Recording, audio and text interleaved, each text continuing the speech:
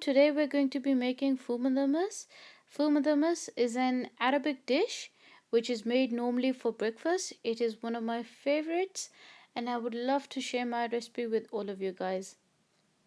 So moving towards the ingredients, I will be using 1 can of Saudi beans. It's fava beans as well. Saudi beans already has its flavors and taste. So I will be putting the rest of the ingredients I'll be adding would be according to the taste. Next, you would be requiring 1 finely chopped onion, 1 finely chopped tomato, lemon juice according to taste. I will be adding 1 to 2 teaspoons really. Next is olive oil. Olive oil, it depends. Most of the Arab dishes they put more olive oil. I will be not using too much of it. Then comes zira, white cumin seeds. I'm going to add half a teaspoon of white cumin seeds. Salt to taste, but then again, as I told you, the Saudi beans already has its flavors and seasoning, so I'm not going to add too much of salt and black pepper as well.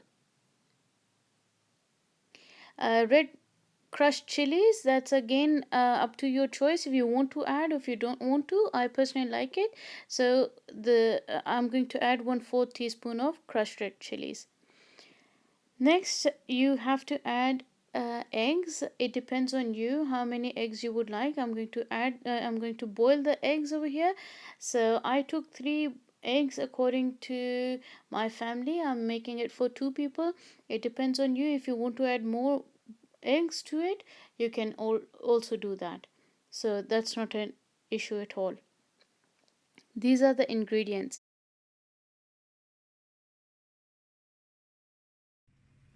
So first of all, you're going to take some olive oil in the pan.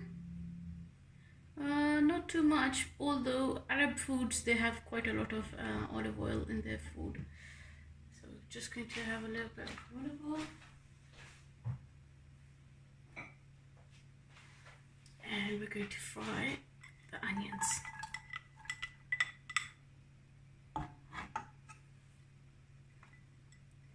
You don't have to fry them too much. They're not supposed to be the golden brown like our desi food. So we're just going to make sure the onions are nice and soft for you.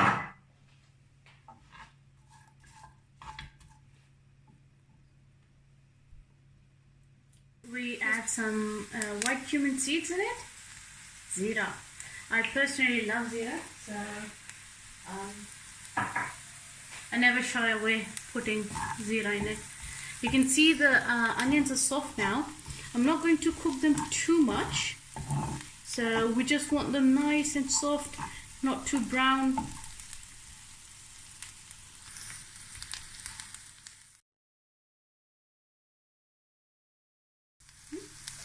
Okay, so we've fried the onions and the white cumin seeds. Now to put the fava beans. As you can see, I have taken Saudi beans for this. They're quite easily available over here. And if you can't find this, you can always add fava beans to it. So I'm putting 1 can of fava beans.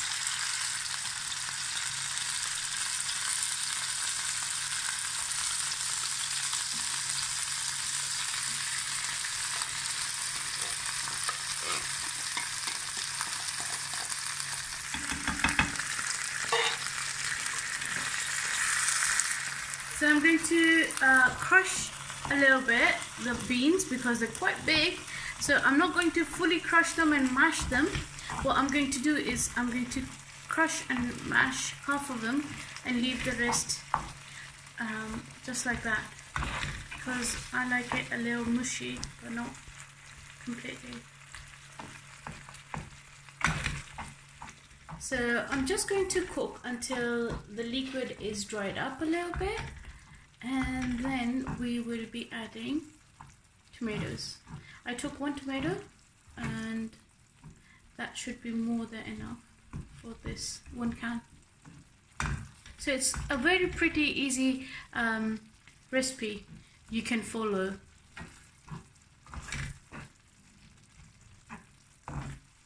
Now we're going to add the tomato to it.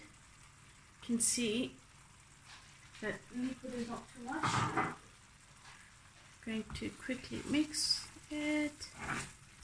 Remember, we're not going to cook too much. The fava beans are already cooked, so we don't really have to cook them too much. What we have over here is a nice mushy mixture of fava beans. We're going to add the salt and pepper to it now.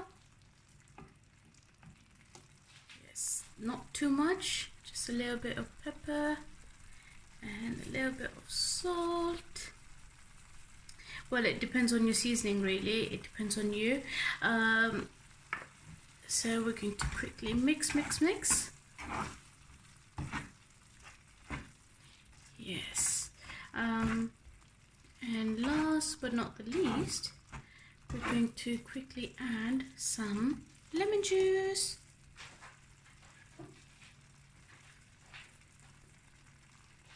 So we have to make sure it's not too much. If you're taking a fresh lemon, you can add from almost half of it. It depends on the size. Over here in England, you get bigger size of lemon compared to Pakistan, where you get smaller ones. So it depends really on your taste.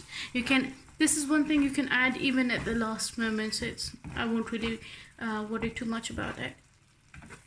Also, make sure you don't cook it too much afterwards, because then the lemon gets a bit sour, so you don't really want that.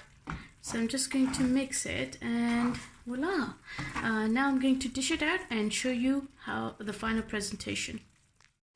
So here we have the final picture of the Ful Mudammas. This is the final presentation. I sprinkled a little bit of chia seeds on it, and I served it with some olives and a bread. Normally people like to have it with pita bread. I like to have it with brown bread though. You can have it as it is as well. It is very healthy, very good for you, very beneficial, and trust me, it's going to keep you filled for a long time, so you don't really have to worry about eating something else apart from this. It's very healthy. I would really recommend you to go and try it out. It's one of my favorite recipes, and I'm sure it's going to be really good for you as well. So for all those ladies having issues what to cook, what not to cook, and try something new, Ful Mudammas is something you would love to try out.